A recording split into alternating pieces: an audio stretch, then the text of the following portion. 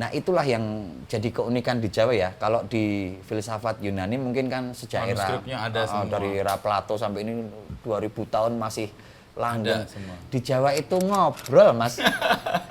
Proses transfer pengetahuannya tuh Ngobrol. ya kayak gini ngobrol, ngobrol gosip. Nggak tercatat nggak gitu ya. tercatat. Dan nggak Ngapain dicatat didokumentasikan. bro? Bisa jadi mungkin jawaban kenapa tingkat literasi kita rendah mungkin karena tidak ada budaya baca, budaya menyampaikan pesannya atau literasinya lewat ngobrol.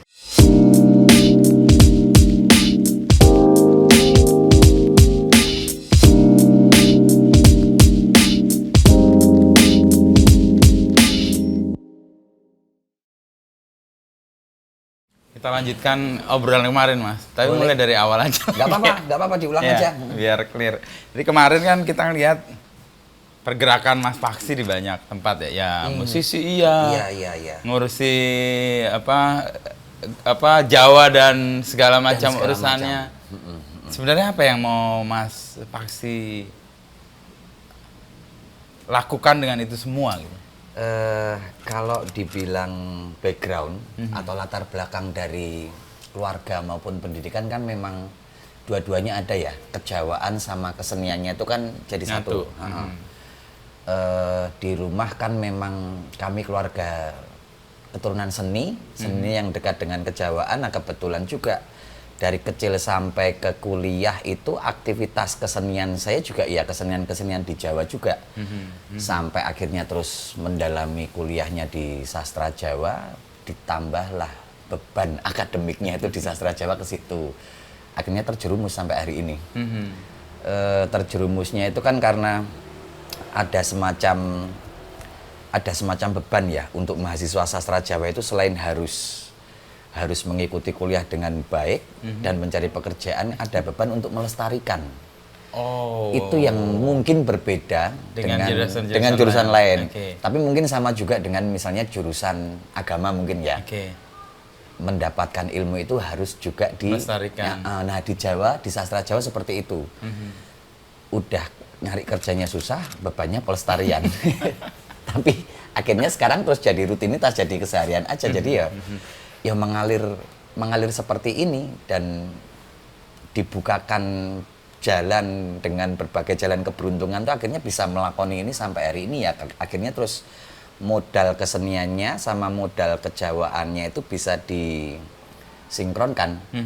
Terus menjadi produk seni Jawa, produk Jawa yang nyeni, nah seperti itu yang praktik yang saya lakukan sebenarnya. Jadi aktivitas Mas Paksi itu sekaligus merawatnya ya?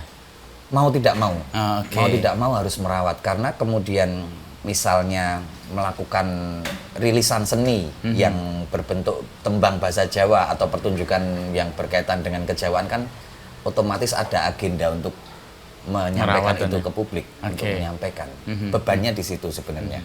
Tapi itu beban yang akhirnya dinikmati. Beban yang kemudian nikmat karena menemukan nilainya tidak hanya secara pelestarian itu juga ekonomi juga ada. Sudah diniati dan akhirnya dinikmati. Sudah diniatkan jadi memang masuk ke dunia ini, masuk memilih ke jurusan sastra Jawa itu memang pilihan tidak populer yang memang sudah saya niatkan. Jadi itu pilihan itu muncul sejak kapan, Mas? Karena kan nggak semua orang tuh punya keinginan. Iya, betul. Mau ambil sastra Jawa lagi dan apa filologi ya? Filologi, iya sastra Jawa ngambilnya filologi dulu S1-nya. Nah, itu kan memang pilihan yang sangat tidak lazim pada masa itu ya. Generasi remajaku itu kan generasinya Green Day, Linkin Park. Ya. Satu sekolahku lulusan itu nggak ada satupun kecuali aku yang ambil secara sadar sastra Jawa. Tapi memang dari kecil sudah memang dibentuk ya dari rumah ya. Keluarga besar memang penganut Jawa yang sangat kental, kemudian sekolahku dulu basicnya juga di Taman Siswa yang mana itu kesenian kejawaannya sangat-sangat kental juga, ajaran Ki Hajar ke situ juga. Terus jatuh hati akhirnya, oh ini sepertinya yang memang benar-benar aku inginkan. Jadi menjadi seperti hari ini dengan praktik-praktik seperti ini yang memang benar-benar diinginkan, diniati, memang sudah diniati dari awal. Jadi adanya beban itu tadi karena memang sudah diniatkan dan menikmati ya ini bagian dari hidup. Akhirnya nggak jadi beban lagi ya. Orang lain menganggapnya beban, tapi loh ini keasikan tersendiri. Meskipun ngomongin meskipun berat. Nah, keasikan apa sebenarnya setelah Mas Paksi kan tadi yang lihat dari luar ya, jauh terus mendalami filologi segala dan perdalam. Kita ngomong nanti soal feminisme yang kemudian Paksi gali dari budaya Jawa itu. Awalnya kan memang tertarik ya, dari kecil menyentuh kejawaan kan cuma dari permukaan. Kemudian masuk ke sastra Jawa UGM, begitu masuk makin banyak yang aku sadari aku nggak ngerti apa-apa. Ternyata dalam banget, ternyata banyak banget. Ternyata setidak populer ini toh, pengetahuan ini tidak diketahui oleh publik. Nah, untuk menguatkan diri pada saat itu, ini pilihan yang sangat edgy. Kalau menerjemahkan ketidakpopulerannya, pilihan. Kalau yang lain ke sana ini sudah anti mainstream banget ini. Itu kuat waktu remaja, itu kuat, akhirnya terus bentuk perlawanannya di situ. Kekerenannya. Kalau kamu jadi punk atau anti kemapanan, lah aku tuh kurang anti kemapanan apa yang milih aja cuman sedikit banget loh di antara. Angkatan 18 sampai 20 orang satu kelas itu di antara puluhan ribu kapasitas UGM ya. Nah, kemudian semakin menikmatinya karena semakin digali, semakin diperdalam, semakin banyak yang akhirnya terbuka. Apapun itu kita bisa di sastra Jawa kan memang syarat utamanya memang belajar filologi terutama ya, mengetahui aksara Jawa dan bahasa Jawa ya. Nah, dari situ karena kemudian memperdalam segala hal, jadi tahu sedikit-sedikit tentang arsitektural Jawa. Vegetasi Jawa, kuliner Jawa, apapun di Jawa kan akhirnya dipelajari. Nah, itulah yang kemudian ternyata banyak sekali. Nah, ini kemudian yang setelah menikmati itu jadi keresahan berikutnya. Ini karena saking tidak populernya dan tidak diketahui orang-orang harus baca ini. Malah ada panggilan untuk itu karena semenarik itu ternyata. Misalnya mau ngomongin tentang pawang hujan atau mitologi apapun itu ada di situ. Nah, yang mana publik terlalu jauh jaraknya. Nah, ini kemudian sambil kuliah terus kemudian aktivisme itu muncul, akhirnya bikin gerakan namanya Jawacana itu. Salah satu tugasnya adalah untuk menyampaikan ini itu ke publik. Kan ada jeda atau jarak yang cukup jauh ya, antara pengalaman pengetahuan yang terserap dalam ilmu itu dan yang dipahami publik masyarakat. Apa yang menyebabkan itu terjadi menurut Mas Paksi? Khususnya dalam ilmu-ilmu sastra Jawa tidak hanya jauh tapi sangat jauh ya, mungkin ya jauh sekali ya. Mungkin gapnya itu ilmu-ilmu dalam kesusastraan Jawa ini mulai tidak populer barangkali sejak 300 atau 400 tahun yang lalu. Apa pemicunya? Banyak hal ya. Sastra Jawa ini kan pengetahuan yang memang kemudian beberapa waktu yang lalu sempat menjadi problematik ya, menghadapi banyak tantangan. Salah satu yang paling besar ya tantangan dari modernisme. Modernisme menjauhkan itu dari masyarakat. Karena cenderung kontradiktif dengan gagasan-gagasan modernisme. Beberapa pengetahuan itu yang berikutnya ya ada kontradiksi yang lainnya dengan agama itu jelas ya. Di Jawa kan memang kalau belajar sastra Jawa bahkan yang paling lazim kita temui di masyarakat kan belajar gamelan itu kan klenik, penuh dengan ilmu gaib dan lain sebagainya. Padahal kan itu kan cuma instrumen, alat musik yang ya sama seperti biola atau gitar ya. Nah, ini jarak ini dengan agama maupun dengan modernisme yang ada ini senantiasa direproduksi oleh masyarakat. Akhirnya yang Jawa ini semakin jauh, terpinggirkan. Masyarakat sudah mulai juga rutin mengolok-olok, wah pengetahuan Jawa itu kuno, itu sudah tidak relevan dengan kemajuan zaman, selalu bertentangan dengan modernisme. Nah, tetapi ternyata setelah digali lebih dalam dan bersamaan dengan tren-tren hari ini mulai muncul nih. Kayak dia menjadi jawaban atas persoalan-persoalan yang hari ini datang. Barangkali seperti itu. Nah, kita kan melihat ya, mungkin 1 dekade belakangan ya sudah mulai muncul tren atau gerakan atau aliran untuk kembali ke akar atau kembali ke lokalitas ya. untuk kasus di Jawa, kembali ke lokalitas ini, beberapa contoh di masyarakat hari ini, para selebgram mulai berkebaya, artis-artis pakai kebaya, kain-kain tenun Nusantara mulai naik nih. Terus kalau di kesenian, lagu Jawa, film syair, Jawa, film berbahasa Jawa, film berbahasa Jawa sampai seperti itu peminatnya. Lagu Jawa kita tahu ya, koplo sampai mana-mana. Terus tempat-tempat kuliner yang menyajikan makanan minuman yang berbau tradisional mulai diminati orang. Nah, gelombang ini menguntungkan buat upaya untuk menghadirkan sastra Jawa dan juga itu. Untuk kejawaannya itu sendiri. Nah, akhirnya terus banyak orang mulai penasaran, mulai menggali ulang. Nah, kebetulan juga apa yang kami lakukan bersama teman-teman komunitas di Jawa Cana itu bersamaan dengan tren ini. Itu. Iya. Kami kan mulai sekitar tahun 2017-an mulai mengajarkan aksara Jawa gratis. Bahasa Jawa, membaca kejawaan secara gratis gitu ke masyarakat. Nah, ini peminatnya hari ini semakin banyak. Justru kemarin terus kita kaget. Dulu itu kan awalnya nyari murid 2 orang itu susah banget, Mas. Sekarang itu sampai kita bisa agak gaya nih. Menolak. Antri dong. Ini untuk yang batch berikutnya ya.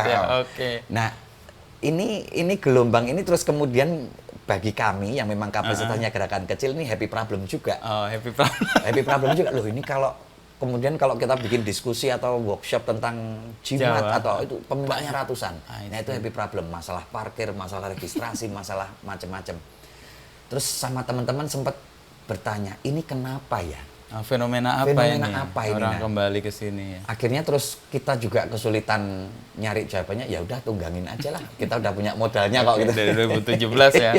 Jalan, trennya barengan, akhirnya menemukan posisi dan posisinya tuh itu pun di sosial media menjadi posisi yang keren. Jadi yang dulunya diolok-olok, dipinggirkan, bagi beberapa orang yang merasa keren hari ini adalah standar kekerenan baru. Sekarang itu di konser musik seperti Synchronize atau ke mall itu pakai kebaya sudah jadi keren loh, daripada pakai baju-baju di e-commerce loh. Engagementnya katanya cewek-cewek itu lebih tinggi kalau pakai tradisional terus kebaya. Ya macam-macam lah, nonton musik berbahasa Jawa sempat jadi tren juga beberapa tahun yang lalu di festival-festival besar. Nah, itu yang coba kami tunggangi sebenarnya. Kalau sengaja menunggangi juga tidak, tapi kebetulan bersamaan aja. Dengan arus seperti ini, kami juga semakin bersemangat. Yang jelas, sebagai pelaku aktivisme Jawa atau pergerakan-pergerakan Jawa, suasana hari ini itu membuat kami percaya diri. Karena diterima. Diterima dengan ukuran keren yang sekarang ini. Jadi yang sebelumnya diolok-olok dan dianggap kuno gitu ya. Lah, dulu kan pertanyaannya masuk sastra Jawa mau jadi apa itu kan selalu ada. Loh, kamu masuk sastra Jawa mau jadi apa? Mau kerja apa? Mau terus sama masalahnya di dunia pekerjaan rumit, sama ketemu mertua juga rumit. Ini terjadi, Mas Paksi? Ya jelas terjadi loh. Pada saat itu kan nggak bisa jawab ya. Kalau sekarang kan terus ditanyain, loh kamu menggeluti sastra Jawa itu mau apa? Mau diwawancarai Mas Inung? Ada alasannya. Ini kan jadi ukuran keren yang baru kan. Oh, ternyata ada hasilnya ya. Ternyata ada.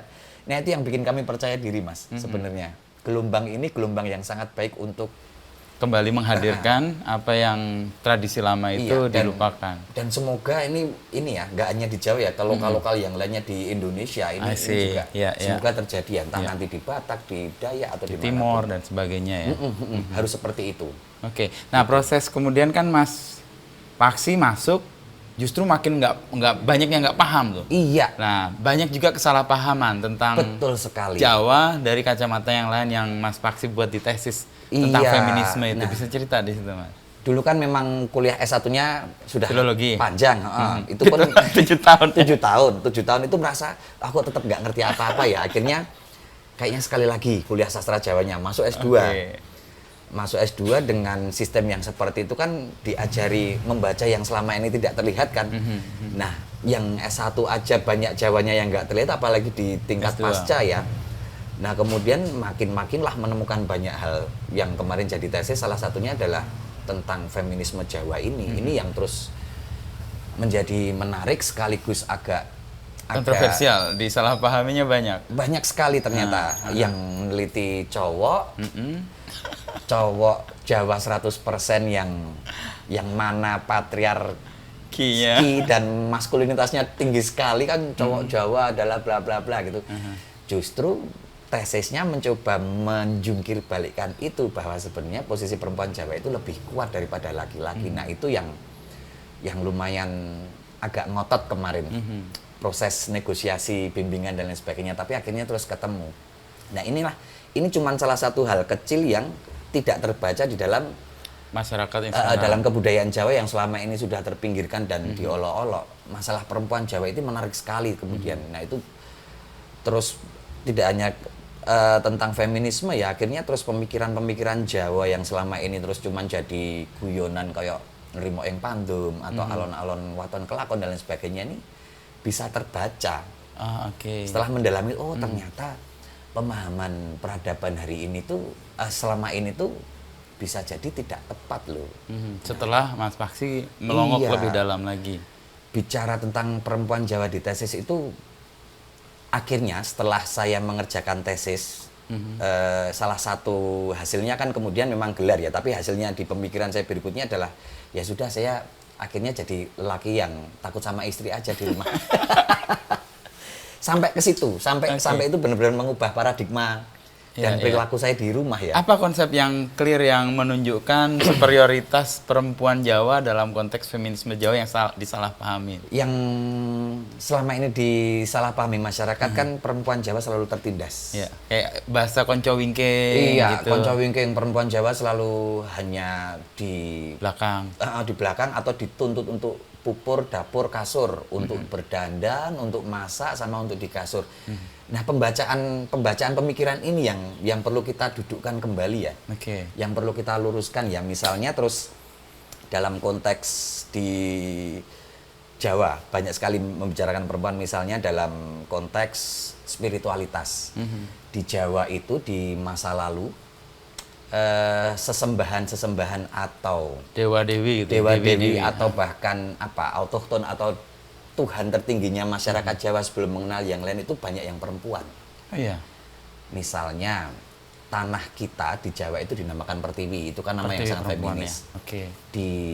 Sampai sekarang kita adopsi tuh Ibu Pertiwi kan. Bumi sama Pertiwi itu kan sifatnya feminis tuh, dari bahasa Jawa kuno dan Sanskrit yang sifatnya feminis. Akhiran i wartawati ya, itu kan sifat-sifat seperti itu.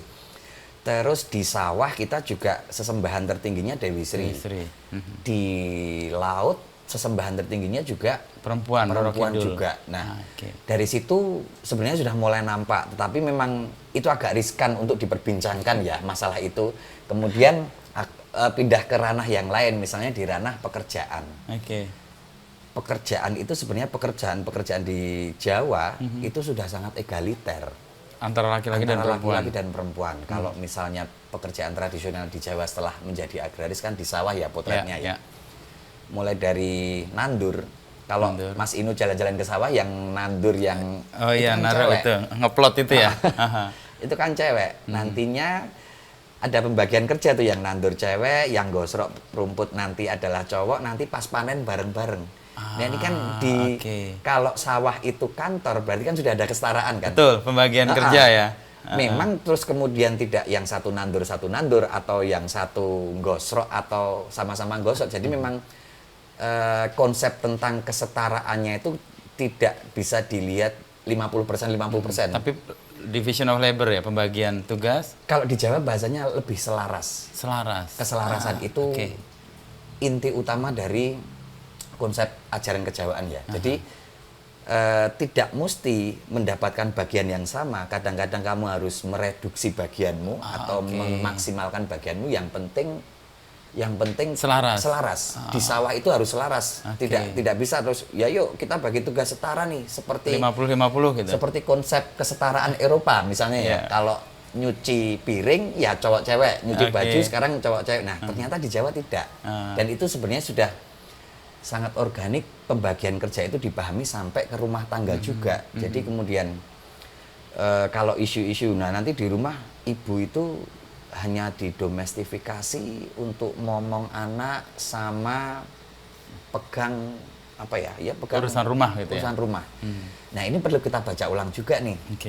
Misalnya di rumah ya, setelah aku tesis hari ini kan, terus di rumah tuh Bu, aku jadi suami takut istri, ini udah keputusan ini. Karena terus kemudian kalau dibilang lelaki Jawa itu adalah pemimpin di rumah tangga atau kepala keluarga, nah itu kita pertanyakan ulang juga. Pemimpin yang seperti apa? Kan bukankah perempuan itu yang justru menguasai ranah domestik di rumah itu justru perempuan. Hampir keseluruhannya itu. Mas Inu kalau mau rapat atau mau nyari kaos kaki, kalau sudah mentok tanyanya kemana? Istri. Wah, di mana kaos kaki? Terus mau nyari pemotong kuku di mana? Mau nyari gunting yang hilang di rumah ini, mau di mana nih? Lakinya bisa aja marah-marah di mana barangnya, tapi yang menemukan. Berarti kan yang menguasai rumah sebenarnya siapa? Terus kalau di dapur kita sebagai lelaki atau suami modern, wah aku cari duit, aku adalah penafkah utama. Tetapi kalau nggak ada yang menguasai dapur, duitnya mau buat mau jajan terus. Yang tahu yang tahu sirkulasi stok berasnya, stok air mineralnya kan tetap istri, meskipun istrinya bekerja tapi dia akan lebih tahu. Terus kemudian di domestik itu bisa kita potret ya sebenarnya. Terus kemarin ngobrolnya atau penelitiannya sampai ke ketika rumah tangga itu hancur atau berantakan, maksudnya terjadi perpisahan. Seorang perempuan yang bercerai atau janda itu akan mempunyai daya survive yang lebih tinggi daripada duda. Janda itu ketika dia harus mencari nafkah sekaligus ngurusin rumah, itu dia bisa.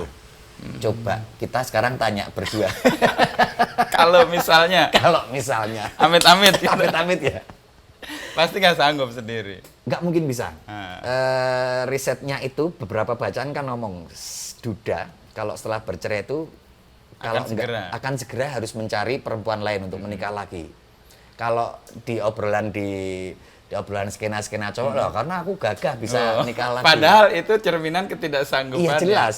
Kamu berarti superiornya. bergantung sama perempuan. Tapi janda tidak menikah lagi sampai akhir hayat. Dan dia bisa mengurusi semuanya. Semuanya, anak-anaknya jadi. Ekonominya meskipun tertatih-tatih aman juga. Kebersihan rumah aman juga. Rumah itu dijaga perempuan pasti akan terawat dengan baik. Tetapi kebalikannya, kalau isinya laki-laki semua, tak jamin. Mesti kacau. Isinya mesti wes jelas.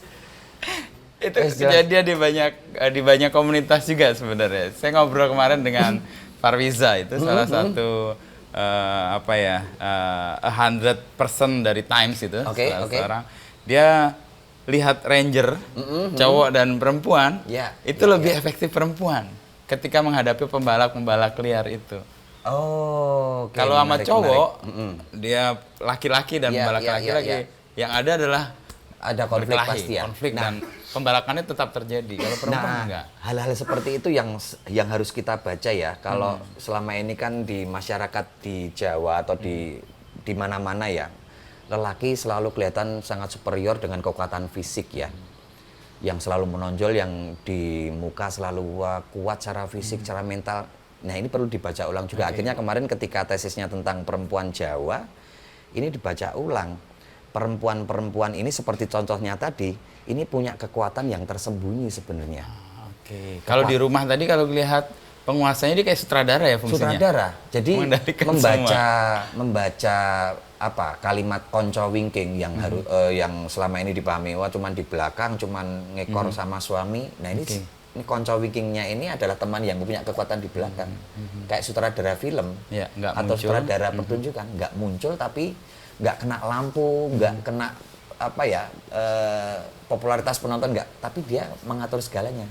Nah di Jawa yang saya teliti kemarin, perempuan Jawa posisinya temuannya seperti itu. Tapi pasti banyak yang mempertanyakan dan menyerang balik. Karena memang tidak populer ya, karena terus temuannya itu nggak populer. Ya, salah satu motifnya kemarin kan mencoba menegosiasi sebenarnya konsep feminisme Barat ala Eropa, ala Amerika kan kemudian perempuan harus diperjuangkan secara ekonomi tidak setara, secara pembagian kerja tidak setara. Sebentar, ini perempuan mana dulu?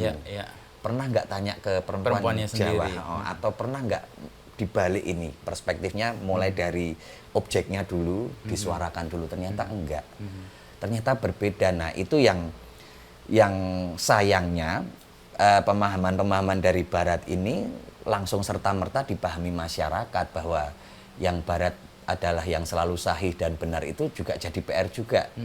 Oh, teori dari Barat gini berarti itu kebenarannya sudah mutlak. Nah ternyata kalau dibaca ulang ada kebenaran lain, ada alternatif lain ternyata. Nah ini kemudian perlu didudukkan lagi nih, yang mana nih kacamata yang mau dipakai nih. Oke. Dan itu terjadi ketika Mas Paksi melakukan studi lebih dalam tentang Jawa. Iya, betul Sastra, sekali. filologi, membaca teks-teks ulang. Iya, dan semakin membaca atau semakin meneliti, ternyata semakin banyak yang nggak tahu. Jadi dari satu sisi aja, feminisme aja ternyata masih banyak yang luput ternyata pemahamanku selama ini, apalagi di pemikiran-pemikiran yang lain. Dan itu kan banyak sekali. Banyak sekali. Luputnya karena tidak mampu memahaminya, karena literasinya kurang, atau memang ternyata luas banget ini. Ternyata luas sekali pemahamannya. Literasinya ada, tetapi tingkat keterbacaannya kan sedikit. Literasi Jawa ya kita tahu ya pasti beraksara Jawa. Itu saya ngarep maca sopo. Kecuali mahasiswa sastra Jawa ya. Tapi sekarang ada AI itu membantu nggak? Belum sampai ke situ. Oh, belum menggunakannya. Kami sih berharapnya AI nggak bisa, biar kami tetap masih punya ruang. Masih punya ruang lah untuk bersaing lah. Literasinya tersedia di berbagai perpustakaan tuh ada ya memang literasi tentang tapi yang paham yang bisa membacanya. Permasalahannya kan tingkat keterbacaannya sedikit sekali. Tingkat keterbacaannya sedikit, terus kemudian secara sosial tadi juga sudah mulai dipinggirkan sama masyarakat. Nah ini jaraknya terlalu jauh. Nah setelah kita baca satu-satu diulang dibaca itu ternyata banyak sekali pemikiran-pemikiran Jawa yang mungkin masih relevan atau kontekstual untuk menyelesaikan berbagai persoalan hari ini. Iya. Nah yang sedang kami lakukan itu coba membaca ulang filsafat Jawa atau falsafah Jawa itu untuk disajikan ke khalayak. Siapa tahu ini jawaban alternatif loh, ya atas persoalan hari ini. Misalnya persoalan tentang apa ya, kerusakan lingkungan maupun kemanusiaan ya. Setelah Indonesia merdeka terus kita mengembrace modernisme kan segalanya serba cepat ya Mas. Kerja harus dipus demikian rupa, produktif harus jadi mengejar mantra gitu ya. Time is money. Nah, ini di Jawa ada semacam antitesis yang sebenarnya bisa untuk menangkal permasalahan atau yang mengkritik di sini. itu ya. Mengkritik ini ya. Kan mulai beberapa waktu ini kan kita sudah mulai paham juga bahwa modernisme menghasilkan dampak buruk juga, kerusakan alam. Orang kemudian mengkritik modernismenya sendiri atau mental health lah, kecapean kerja ternyata jiwanya rusak atau tidak bahagia. Nah ini di Jawa ada loh, mungkin ada jawaban-jawaban loh. Misalnya filsafat yang sangat populer tapi sering jadi lelucon, alon-alon waton kelakon. Itu kayak kalau di Barat itu responnya slow living itu. Slow living. Di film Eat Pray Love, Julia Robert muncul, yuk kita hidup slow. Nah kita kan udah punya ratusan tahun yang lalu alon-alon waton kelakon. Tapi sayangnya yang ini diolok-olok, dipinggirkan itu dan tidak dibaca. Padahal kan kita sudah punya itu. Alon-alon waton kelakon itu melakoni hidup dengan efisien dan efektif mungkin, tidak merusak jiwa, tidak merusak lingkungan, tidak merusak hubungan sosialmu dengan manusia. Kalau tidak terjangkau targetnya, ya jangan. Sudah. Itu prinsip-prinsip seperti itu yang coba harus dibaca ulang ya, saya pikir ya. Nah, kebetulan juga trennya baru ke situ. Nah, filsafat ini sudah mulai digunakan nih. Sudah beberapa orang menggunakan itu untuk melakoni hidupnya. Terus kecenderungan kita kan kalau kita punya persoalan hari ini larinya kan ke Barat kah, ke filsafat di luar diri kita itu karena memang kita nggak deket dengan filsafat kita sendiri. Ya sudah terlanjur mengolok-olok itu tadi. Nah ini salah satu tugas kami dengan komunitas itu mendekatkan ini kembali. Oke. Alon-alon waton kelakon satu. Ada lagi Mas? Itu slow living. Slow living. Ilmu padi masih misalnya. Ilmu padi. Ini kan baru tren ya. Oh, lagi. Ilmu padi masih. Gitu. Ilmu padi. Nah ilmu padi itu kan kalau dijawab secara lengkapnya kan ngelmu pari. Ilmu pari ya. Yan wis isi tumungkul. Kalau sudah berisi menunduk. Tapi kan yang dibaca hari ini kan terus kalau sudah dewasa, sudah berisi akan menunduk. Tapi kan gitu. Pembacaan masyarakat Jawa atas sawah kan panjang sekali. Misalnya kalau di sawah itu kan ada peribahasa juga yang kemudian dipopulerkan di Dikempot ya. Nandur pari, tukul suket teki. Iya. Di sawah itu kan niscaya Mas, menanam padi kan pasti tumbuh rumput. Padahal kita tidak niatkan tuh. Iya. Nah itu kalau dibaca oleh orang Jawa zaman dulu, petani-petani yang filsuf itu, loh kamu menanam padi yang berguna, menanam sesuatu yang baik pasti muncul keburukan-keburukan. Nah sekarang pilihanmu, kamu memilih menanam padi tapi akan tumbuh keburukan atau justru menanam rumput, tapi ini tidak mungkin tumbuh padinya.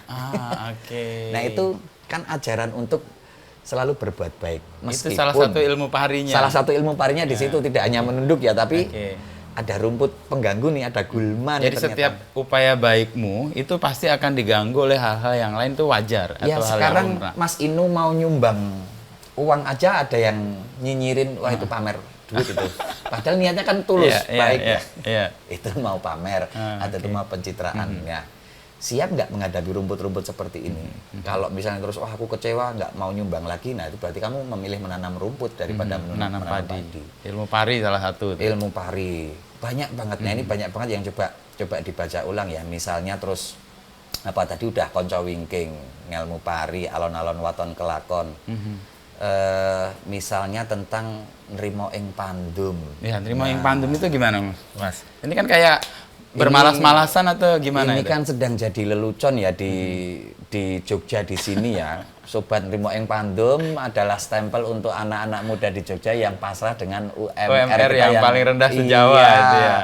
Terus diolok-olok ini Sobat Nrimo ing Pandum. Nah, sebenarnya kan filosofi itu nrimo ing pandum, nrimo itu kan menerima. Pandum itu kan pemberian. Jadi kalau konsep awalnya sebelum dijadikan konsep UMR ini itu berarti hidup kita harus sadar dan siap menghadapi segala macam kemungkinan termasuk penderitaan. Di Jawa itu filosofi hidupnya tidak selalu harus menuju sesuatu yang progresif atau sesuatu yang kuat atau sesuatu yang baik untukmu. Kadang-kadang keburukan itu harus kamu terima, harus kamu embrace. Dan kadang-kadang kamu harus siap berposisi di posisi paling buruk demi untuk menuju yang mulia atau yang tinggi, atau demi untuk keselarasan seluruh hidupmu. Ini konsepsi yang sangat berbeda ya. Kalau di konsepsi yang lain mungkin kan ya nggak dibenarkan itu penderitaan itu. Nggak boleh, kamu nggak boleh sedih, nggak boleh kalah, nggak boleh rugi. Nah, harus win-win itu ya. Harus selalu memenangkan segala sesuatu. Nah di Jawa itu bahkan kadang-kadang harus kalah. Untuk konsep selaras tadi. Konsep selarasnya. Jadi nrimo ing pandum itu dalam konteks itu. Salah satunya itu. Misalnya nrimo ing pandum ini bisa dilekatkan kemana-mana ya. Misalnya di bidang pekerjaan. Nrimo ing pandum ini bisa untuk membahasakan filosofi yang lain yaitu cukup. Misalnya kamu sudah kerja seharian dapatnya cuma 1.000, ya itu pandummu seperti itu. Kalau mau kamu push lagi biar dapat 2.000, pasti ada yang rusak ini di hidupmu. Itu nggak selaras dengan tadi yang hidupmu akan nggak selaras. Satu pasti capek, dua waktumu untuk nongkrong nggak ada, keluargamu juga sosial hidupnya terganggu. Nah inilah yang kemudian terus kadang-kadang dalam konteks kerjaan, wah UMR sakmono nrimo ing pandum, bukan seperti itu gitu loh. Maksudnya terus ya jatahmu atau wadahmu itu cukupkanlah sehari atau cukupkanlah segitu saja. Kalau kamu mau meraih lebih pasti ada yang kececer, terganggu atau tercecer. Pandummu soalnya ya cuma segitu itu. Ini sering saya temui kalau konsep ini ibu-ibu atau bakul gitu ya. Meskipun dia bisa sebenarnya memanfaatkan waktu yang panjang untuk mendapatkan untungan lebih, dia memilih tidak cukup biar yang lain juga berusaha untuk waktu yang lain itu. Itu kan value-nya luar biasa ya. Ini klarifikasi ya, saya tahu teorinya itu tapi belum bisa ngelakoni sampai hari ini. Jadi terus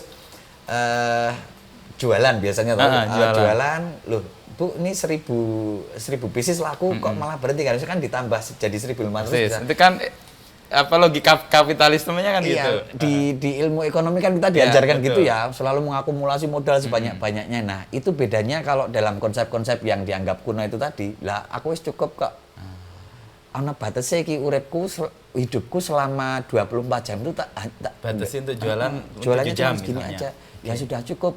Nanti kalau aku tambahin lagi aku tambah capek. Nanti aku tidak membagi rezeki ini sama yang lain, warung-warung lain bisa nggak kebagian. Nah itu value-nya itu loh. Yang penting aku cukup, tapi lingkunganku, badanku selaras, lingkunganku sosial juga selaras. Nah ini, ya itu tadi aku ngerti teorinya tapi nggak bisa, belum bisa jalanin. Gangguan atau godaan kapitalismenya masih tinggi. Masih lah. Konsep untuk istirahat, mencari uang itu kan di Jawa diajarkan, tapi kan prakteknya kan oh, masih muda kok masuk. Nah ini yang masih kontradiktif ya, tapi ini sudah mulai dicoba. Maksudnya terus harus dipikirkan besok ternyata masalahnya nggak bisa selesai hari ini. Ini mulai ya, aku sudah mulai mencoba mempraktekkan kalau misalnya sehari itu memang dirasa udah cukup, jangan-jangan besok ada solusinya ini. Nah itu terus prinsip-prinsip mikirnya terus buntu apa deadlock ya hari ini. Oh besok kayaknya ada jalan. Nah besok ada jalan itu kan juga filosofi kuno toh. Ya sudah cukup dulu. Besok lagi nggak apa-apa, itu masih ada waktu kok. Nah ini konsep-konsep yang bertentangan sama konsep modern sebenarnya. Nah beberapa konsep yang bertentangan itu yang semula diolok-olok sekarang kan menjadi relevan lagi nih karena punya konteks yang kayaknya bisa menjadi jawaban untuk persoalan hari ini. Nah Mas Paksi kan dengan teman-teman sedang mengumpulkan ini. Tadi konsepsi soal slow living yang ternyata ada di alon-alon Waton Kelakon, lalu Nrimo ing Pandem itu sebagai ungkapan cukup. Hari ini kan konsep atau kerusakan atau mungkin kita ngomong soal ekologi dan sebagainya itu kan karena ketidakcukupan kan, keserakahan itu yang membuat lingkungan jadi dieksploitasi dengan berlebih. Iya. Sayangnya kan di konsepsi Barat, kapitalisme Barat mengajarkan kita untuk selalu eksplorasi apapun demi akumulasi modal ya. Nah di tempat kita untuk menghadapi alam pun kan memang di Jawa itu juga sudah ada pemikiran-pemikiran bagaimana merawat alam sebenarnya. Misalnya ada namanya Pranoto Mongso itu. Kalau aturan untuk kapan musim ya? Aturan membaca musim, membaca perilaku hewan yang ada di sekitar agar kita tepat untuk ngapain. Nah itu kan sebenarnya kan memang sebuah riset yang mengajarkan kalau belum waktunya ya alam itu jangan dieksplorasi. Misalnya di Pranoto Mongso itu kan ada ajaran yang mungkin sangat bertentangan dengan kapitalisme ya. Misalnya kalau mau nebang bambu selayaknya ditebang di bulan ke-7 dalam Pranoto Mongso itu. Nah kalau kita pakai konsep Barat, loh ini bambu sudah siap kita tebang sekarang aja karena segera akan menghasilkan nilai ekonomi. Tapi kan kalau di Jawa kan kenapa harus di bulan ke-7? Pada saat itu serangga tertentu atau hewan-hewan tertentu ternyata harus bermigrasi ke bambu itu. Jadi kalau kamu tebang buru-buru mereka tidak sempat beranak pinak, misalnya kayak gitu. Itu tadi mengganggu keselarasan yang konsep besarnya. Iya, keselarasan. Kalau di Jawa itu kan keselarasannya dibagi dua ya, jagat alit, jagat gede. Kalau mikrokosmos sama makrokosmos. Nah itu dibagi dua. Yang pertama mikrokosmos di dalam diri sama makrokosmos di dalam diri, jiwa sama tubuh. Yang kedua sama alam. Kalau menjaga tubuh tadi terus kemudian tentang cukup, tentang alon-alon, nah untuk menjaga makrokosmos yang lebih besar, ya menjaga alam itu. Jadi kalau dulu kan nanam padi itu harus dijeda beberapa waktu, diisi palawija dulu agar tanahnya siap, agar tanahnya sehat terus. Nah kalau setelah modern muncul kan diintervensi pakai pupuk, pakai bibit unggul. Itu kan akhirnya tanahnya jenuh. Setelah beberapa tahun menanam padi sudah tidak produktif lagi, kualitasnya turun, akhirnya jadi perumahan. Nah di konsep Jawa dan juga konsep-konsep lokal di Nusantara tak pikir masih banyak sekali kiat-kiat kayak gitu kearifan kayak gitu untuk selaras dengan alam. Jadi kita ini bagian dari alam, tidak serakah untuk menguasai bumi ini sendiri, termasuk di ilmu pari tadi. Di sawah itu kita membagi bulir padinya ke burung, serangga sama ular. Tidak hanya untuk manusia. Jadi alam yang semua kebagian. Iya, tidak kan sebelum ada insektisida. Ya sudah serangga ya ikut makan. Kunang-kunang biarin aja. Kan justru malah kan nggak mungkin ya beberapa ekor kunang-kunang menghabiskan 1 hektar itu kan nggak mungkin ya. Ya sudah berbagi paling berapa bulir kan. Nah, itu konsep-konsep itu yang selalu mendapatkan perlawanan keras dari konsep-konsep modern dan selalu ditangkal sebenarnya dengan pestisida, dengan temuan-temuan teknologi. Tapi proses dalam kemudian masyarakat Jawa tidak mempertahankan itu kan logis juga sebenarnya tuntutan zamannya.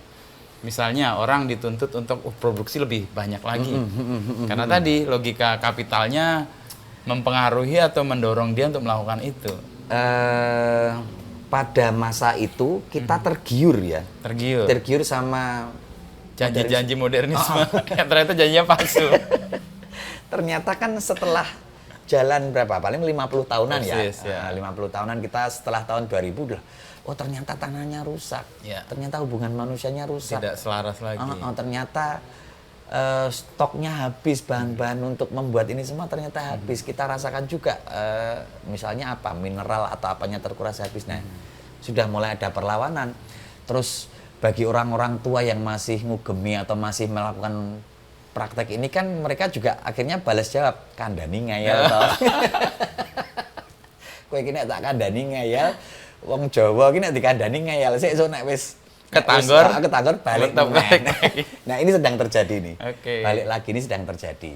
Banyak orang naik sepeda lagi kan alasannya kan selain ngirit kan memang aku mau merawat lingkungan. Lah kita dulu merawat lingkungan diolok-olok. Dianggap nggak maju. Dianggap kuno itu konservatif. Nanam padi itu kalau bisa ya setahun terus menerus, tidak usah nanam polowijo karena nilainya yang paling tinggi di pasar adalah beras. Ternyata sekarang masalah juga. Kita sudah terbiasa makan beras, berasnya krisis seperti ini, kita lupa cara makan singkong. Padahal itu bagian dari kearifan kita waktu itu yang itu kan memang diversifikasi pangan ya. Terus kemudian kalau krisis beras ya dulu diajarkan dalam sebulan di Jawa itu tidak 30 hari loh kamu harus makan beras, harus ada jedanya loh. Untuk poso ngerowot, untuk poso mutih. Nah, itu kan jawaban atas memang alam itu memang tidak selalu bisa menyediakan dan tubuhmu juga jangan sampai ketagihan akan sesuatu. Kowe ngono ya ngono, ning ora entuk ngono. Ini nih satu filsafat lagi ini bisa dijelasin nggak? Ngono ya ngono ning ojo ngono. Ini menarik ya.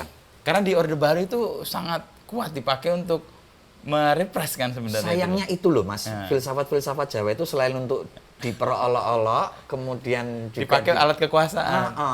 Nah sebenarnya kan ngono ya ngono itu kan salah satu pondasi dasar ya cara berpikir Jawa agar selalu berada di tengah. Di tengah.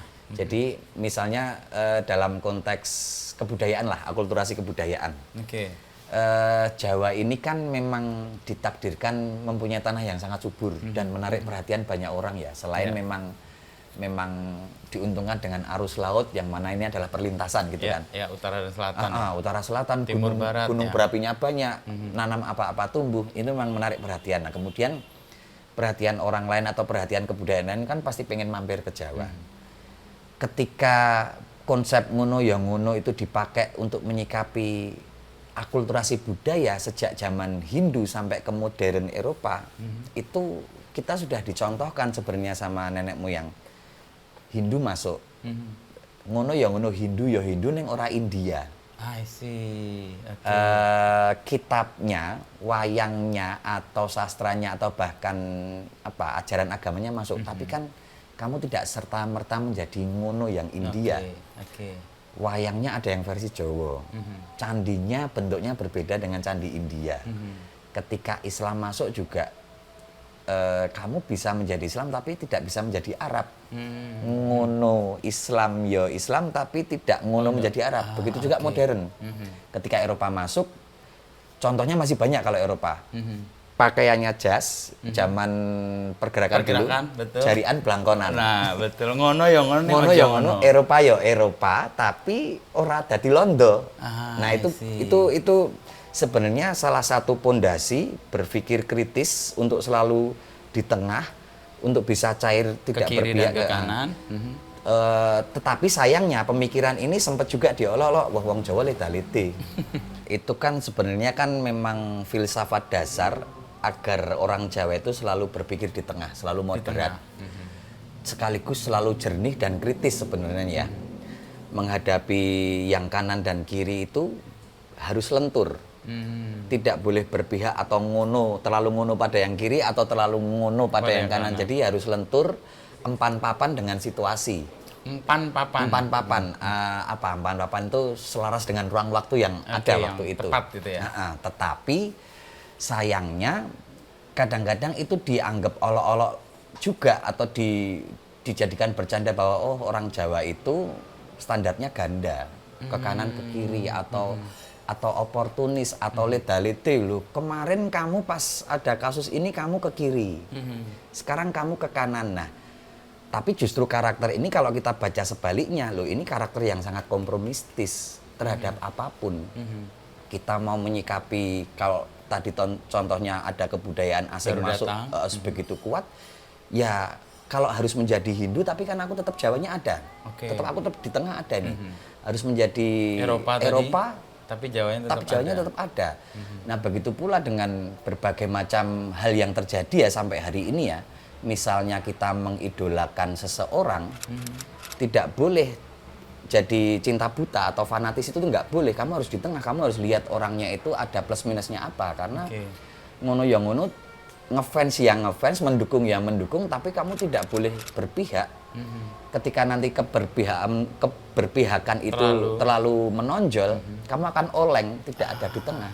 Jadi sebenarnya sangat kompromis, adaptasi dengan apapun, sekaligus toleran sama apapun. Mulai dari pikiran tuh Jawa harus seperti itu. Jadi disitulah kelenturan atau keluasannya orang Jawa sebenarnya diajarkan ya.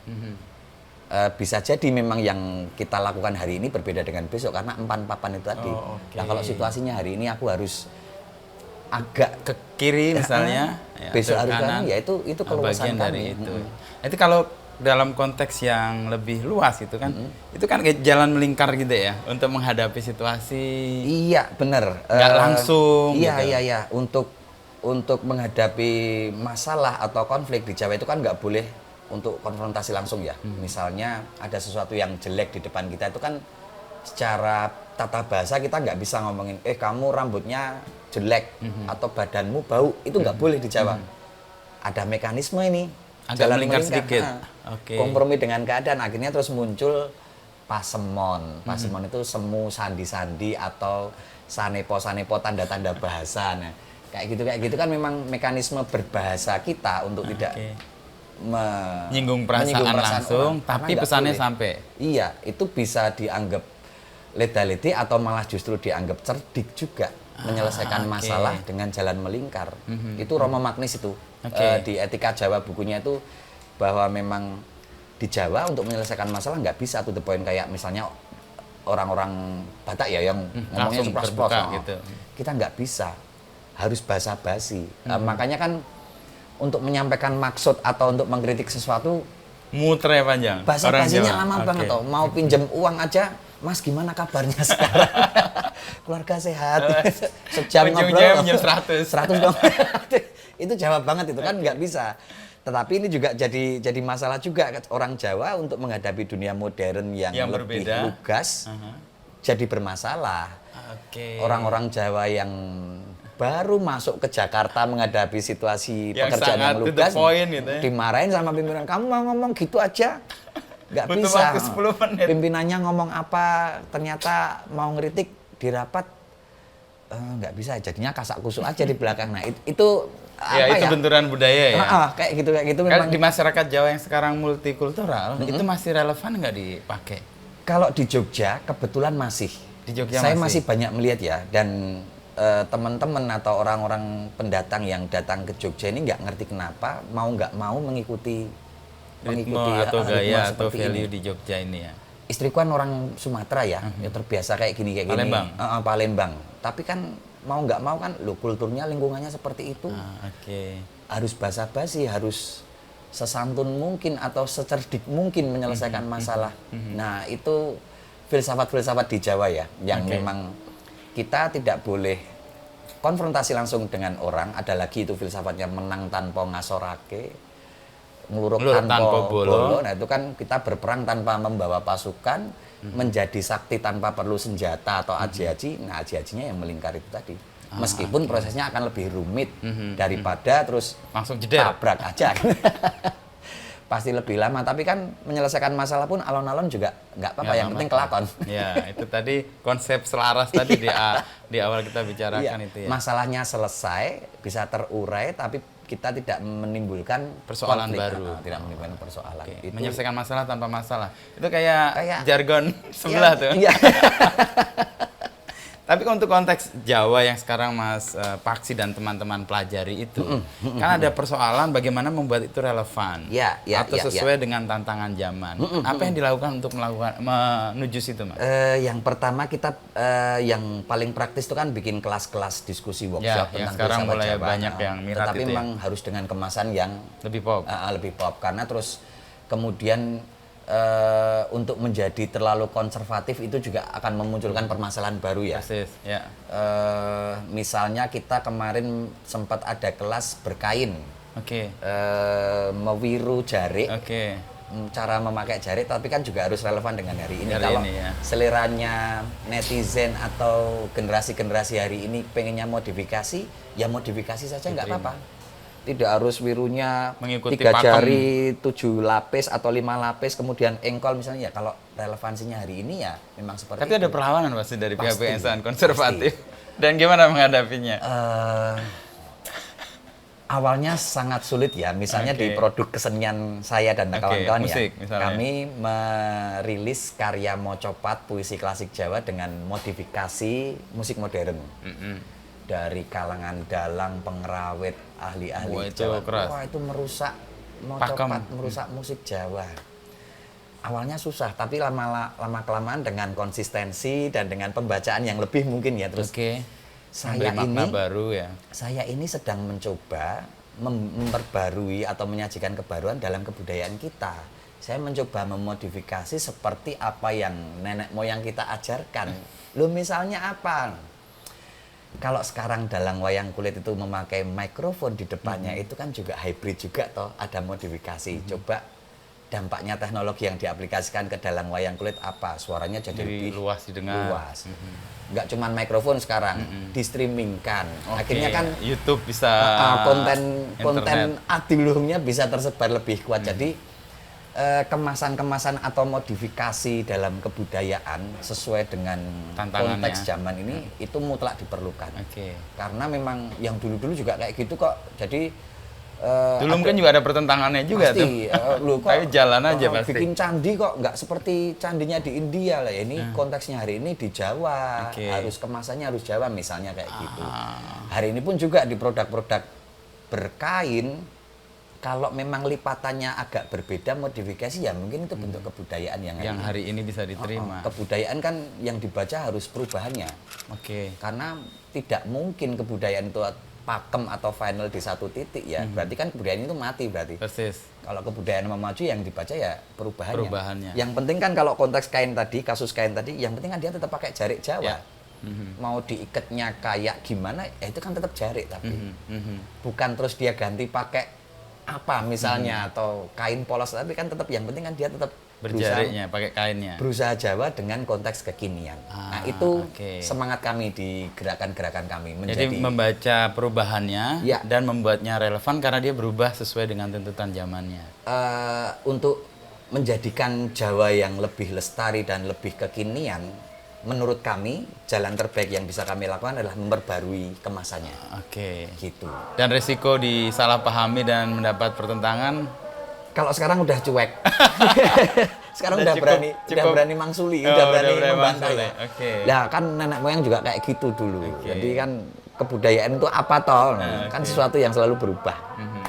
Dan perubahan itu yang dibaca menjadi tetap relevan ya. Iya kan, perubahan itu kan pasti kalau kata para pakar ya, yang kita baca itunya. Jadi Jawanya hari ini mungkin beda dengan Jawanya era Sultan Agung, tapi kan kita tetap Jawa. Tidak terus, loh aku jadi K-pop kok. Enggak, tetap Jawa, tetap Sanggulan, cuman ada modifikasi. Nah, itu yang selalu kami lakukan. Itu Blangkon itu kalau kita baca kan juga bagian dari akulturasi. Sebenarnya iya.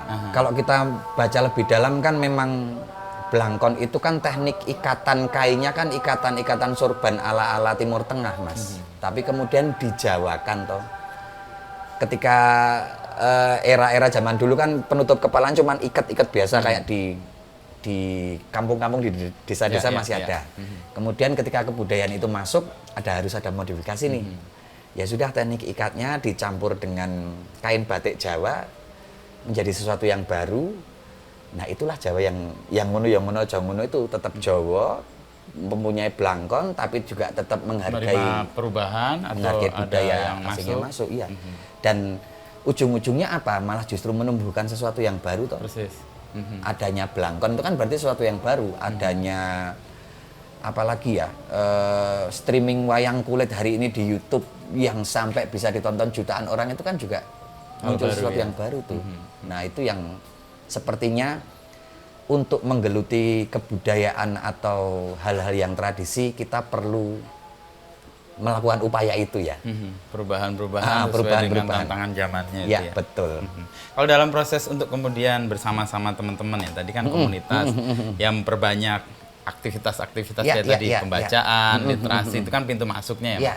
Yang lain kalau di karya kan Mas Wulang juga musik, Mas Paksi kan juga bermusik, membuat bahasa Jawa sebagai medium untuk menyampaikan pesan. Itu kan juga sempat jadi masalah juga. Kami kan basic musiknya kan keroncong berbahasa Jawa. Keroncong berbahasa Jawa tapi dimainkan dengan cara yang agak ugal-ugalan memang ya. Jadi tetapi kalau ditanyain orang, loh, kamu kok berbeda atau keroncongnya? Saya sedang memperbarui, cuman upaya menyegarkan kembali. Tetapi apa, Jawa saya kan tidak hilang. Bahasa Jawanya tetap saya pakai. Bahkan penulisan liriknya itu mengikuti pakem-pakem mengikuti kamus loh saya sampai. Maksudnya misalnya ada perbedaan fonem DHA nulisnya do atau itu saya masih konsisten pakai itu. Cuman memang kemasannya agak ugal-ugalan aja. Terus misalnya kalau yang lain pakai surjan lurik ya terus jarian ya saya surjan lurik terus pakai celana jin. Main musiknya juga ada unsur musik reggae-nya, rock-nya dan tapi kan aku tidak kehilangan kejawaannya. Jadi kalau wong Jawa ilang Jawane, wong Jawa yang Jawane itu grupnya Paksi itu. Lah aku tetap Jawa kok. Ini nggak hilang, cuman wong Jawa anyar Jawane mungkin. Anyar Jawane. Nah, selalu setiap kebaruan pasti kan memunculkan pertentangan kan. Selalu itu, selalu. Nah, itu yang menurut saya untuk melihat sejarah kebudayaan atau perkembangan kebudayaan harus pelan-pelan bacanya ya. Apapun produk budaya, entah itu seni ataupun benda atau artefak apapun, pasti pernah meninggalkan yang lama dan memunculkan yang baru. Dan itu niscaya akan selalu kayak gitu terus. Yang penting kan rootnya nggak hilang. Cuman berbeda bentuk ya.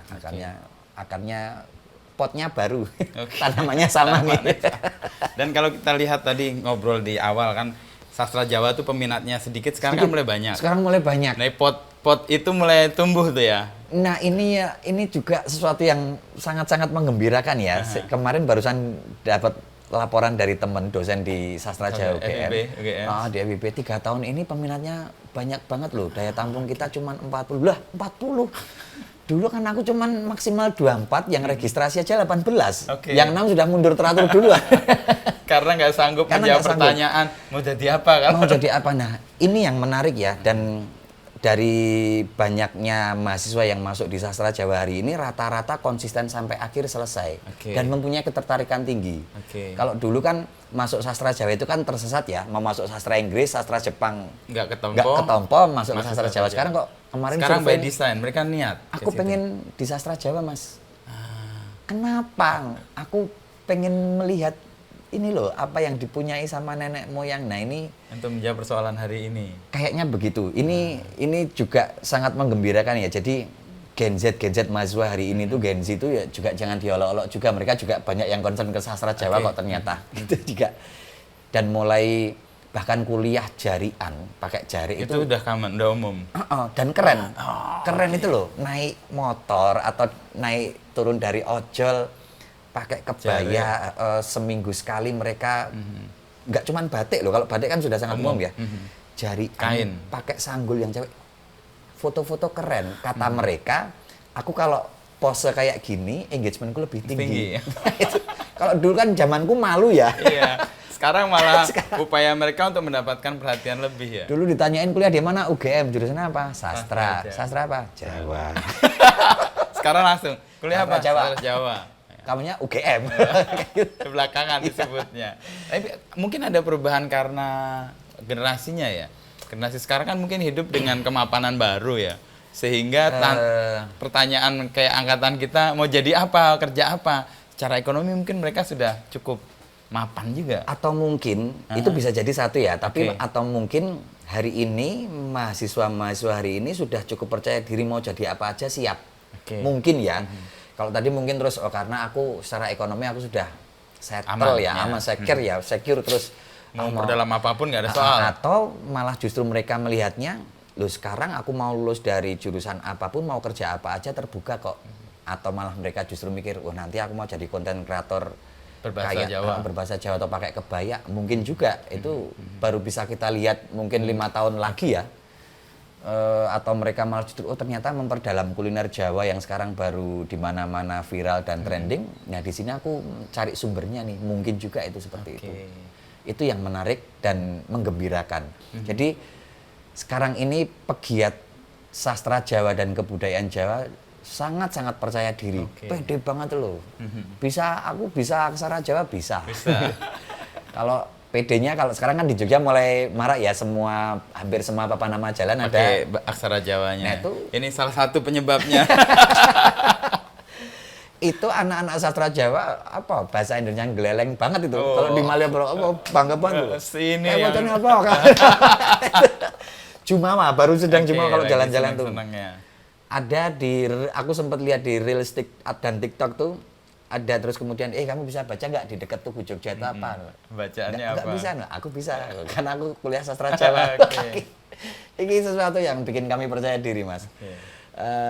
Menggembirakan dan harapannya sebenarnya kalau mau bicara lebih luas, minat-minat orang-orang kepada yang lokal ini juga menular ke yang lain ya. Harus ya. Sumatera, Kalimantan. Semoga ini terbaca ya sama pemerintah ya, terus akhirnya terus yang dipush juga nih, yang timur budaya juga ya. Itu saya pikir tidak hanya Jawa, semuanya pasti punya pemikiran-pemikiran yang sebenarnya sangat-sangat bisa jadi solusi mungkin untuk permasalahan kita hari ini, munculnya dari lokal.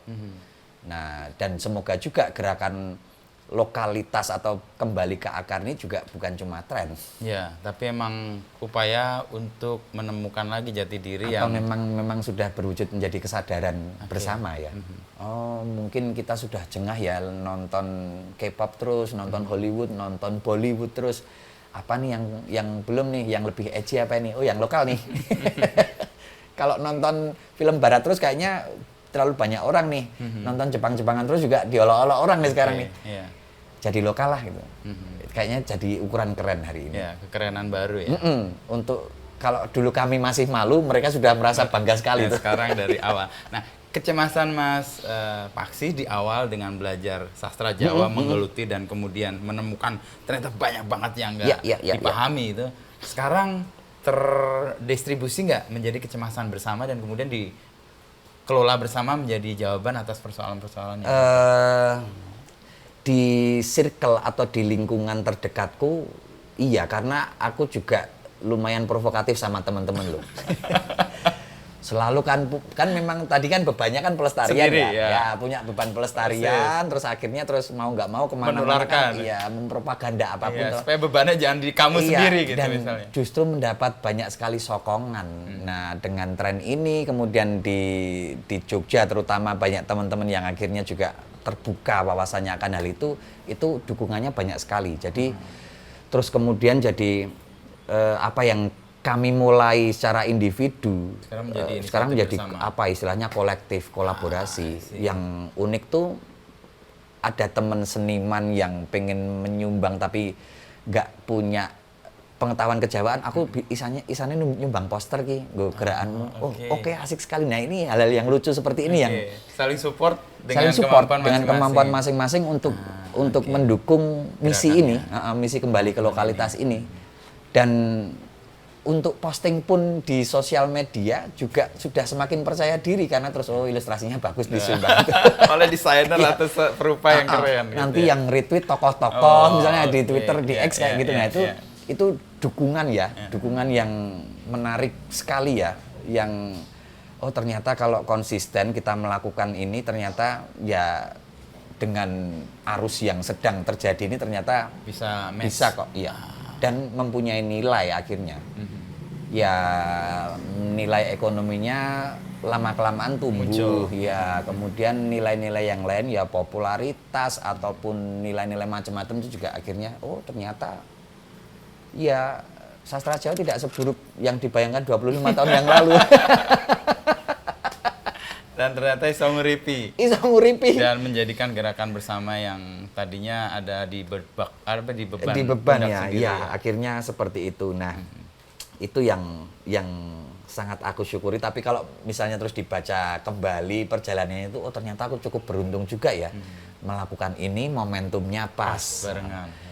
Umurnya segini, teman-temannya juga pas matang usia segini. Nah ini beruntung sekali nih. Jangan-jangan ini diridoi sama dewa-dewa di Jawa yang rutin dikasih upah. Ibu Pertiwi dan Dewi Sri dan yang ternyata perempuan semua itu. Yang ternyata perempuan semua dan itu benar-benar apa ya yang kami lakukan hari ini terus menimbulkan kebanggaan, menimbulkan kebanggaan terus akhirnya terus pengikutnya teman-temannya makin banyak.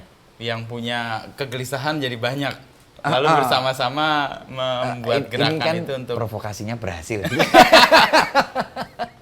Provokasi terakhir yang kemarin dimintakan membukukan filsafat Jawa yang tadi kan kayak terpecah-pecah ya di mana-mana jadi satu gugus cerita kayaknya menarik. Iya, ini sedang jadi hutang karena terus hutang berikutnya adalah menyajikan ini ke publik tentang filsafat, tentang kearifan-kearifan lokal itu, tetapi yang ditemui hari ini salah satu tantangannya adalah karena pemikiran-pemikiran itu dulu diwariskan secara lisan. Tradisi tutur kita kan tinggi banget ya. Nah itu PR-nya harus mencari rujukan-rujukan tertulisnya itu. Ini yang agak sukar. Terus lama-lama terus konsultasi sama beberapa pakar. Loh jangan-jangan memang tidak harus mencari rujukan tertulis, memang tradisi kita lisan. Ya sudah. Lah terus gimana nyari sumbernya? Ya pertanggungjawabkannya bagaimana? Ya dikasih pengantar aja bahwa ini tradisi lisan dan itu peluangnya teman-teman hari ini untuk menuliskan kembali. Membuat literaturnya ya. Iya, alih media kan yang pertamanya lisan terus menjadi tulisan. Nah itulah yang jadi keunikan di Jawa ya. Kalau di filsafat Yunani mungkin kan sejak dari era Plato sampai ini 2000 tahun masih langgeng. Di Jawa itu ngobrol Mas. Proses transfer pengetahuannya tuh ngobrol. Ya kayak gini ngobrol, gosip. Nggak tercatat gitu ya. Tercatat. Dan nggak didokumentasikan. Dicatat loh. Memang tradisinya tradisi ngobrol. Bisa jadi mungkin jawaban kenapa tingkat literasi kita rendah mungkin karena tidak ada budaya baca, budaya menyampaikan pesannya atau literasinya lewat ngobrol. Yang ngomong tingkat literasi masyarakat kita rendah kan orang Eropa. Ya, dengan kacamata mereka atau dengan. Kalau kita balik terus gimana? Ya kamu memang tingkat literasinya mungkin lebih tinggi, tapi tingkat ngobrolmu lebih rendah loh. Atau tingkat ceramahmu lebih rendah loh daripada orang Jawa loh. Lah kita ini sama orang asing aja ngobrol kok Mas. Oke. Di kereta, dimanapun itu bisa terjadi transfer pengetahuan kok. Nah itu mungkin uniknya ya. Tapi terus dari tradisi tutur kita itu kan salah satu dampak tradisi lisan atau seneng ngobrol itu kan rasa sosialnya lebih tinggi. Ya ikatan sosial juga kuat. Lebih cepat toh, secara auditif itu kan lebih cepat untuk mengikat perasaan ya. Nah itu juga tingkat serawung kita di Jawa juga lebih tinggi. Kalau Mas Inu lihat ada seripah atau lelayu di Jawa itu bahkan yang mungkin cuman baru 1-2 kali ngobrol aja bisa datang membantu loh. Terus kalau ada kenduran di kampung-kampung itu mereka bisa meliburkan pekerjaannya loh untuk serawung ini loh. Nah, mungkin memang terus kalau tadi nggak pernah baca sih orang Jawa. Lah kami senangnya cerita, tapi kami juga lebih erat secara sosial. Kami lebih selaras loh ngapa-ngapain. Metodenya berbeda. Metodenya berbeda dan juga perilaku sosialnya berbeda ya. Ya kami nggak baca, mau kami apa-apa digosipin kok, diobrolin kok. Tapi kan kami terikat kuat secara perasaan itu, rasa sosialnya lebih kuat. Lebih kuat juga ya. Itu yang tak pikir harus pelan-pelan dibaca. Kalau kita terus selalu di masyarakat Jawa, masyarakat yang tidak pernah baca atau cuman gelenak-gelenik ngobrol terus, itu aku mungkin ya akan dengan sangat percaya diri tidak bisa. Ini beda loh, karena kan memang agendanya kan memang tadi melestarikan kan, sekaligus membuktikan bahwa kita punya pembacaan yang berbeda kan masalah ini. Jangan serta-merta pakai ukuran luar untuk melihat sesuatu yang ada di dalam. Nanti ternyata kalau beda gimana? Memang beda kok. Nah, untuk dapat ukuran Jawanya sendiri, buku itu harus dibuat. Saya berjanji kemarin sama teman-teman itu berjanji untuk menyelesaikannya dalam waktu sesingkat-singkatnya dan semoga tahun ini ya bisa rilis ya. Jadi semoga nanti menjadi alternatif bacaan yang lain, karena ini kan proses alih media ya dari lisan ke tertulis. Alternatif bacaan lain selain filsafat yang lain. Filsafat yang lain. Nah, ini mungkin semoga akan hadir yang punya kita nih yang Jawa nih. Semoga tahun ini. Doain ya. Mudah-mudahan kita bisa membacanya dan kemudian melihat ternyata persoalan kita nggak berubah. Jawabannya ternyata sudah ada. Tinggal bagaimana kita membaca apa yang sudah dijawab oleh generasi sebelumnya itu kan. Dengan nilai-nilai yang kita ternyata baru paham. Oh, alon-alon waton kelakon itu ternyata slow living. Slow living. Kalau dikontekskan ya, kalau sekarang. Ngono ning ojo ngono itu kan selaras. Cukup. Pranoto Mongso itu ternyata untuk menjaga alam, kelestarian lingkungan, agar minyak bumi kita nggak buru-buru habis misalnya. Nah, ya permasalahannya cuman ya gitu-gitu aja, atau permasalahan manusia itu dari waktu ke waktu, dan jawaban-jawaban yang pernah dipinggirkan ini dan diolok-olok kita ketengahkan lagi. Kita ketengahkan dalam wujud yang keren. Kalau dulu kan trennya kan udah keren ya, ngomongin Jawa dan mengambil mumpung gelombangnya baru ke situ, aku harus segera rilis bukunya ini. Ditunggu Mas Bakshi ya. Amin. Ya, kita baca bareng-bareng. Thank you. Sama-sama.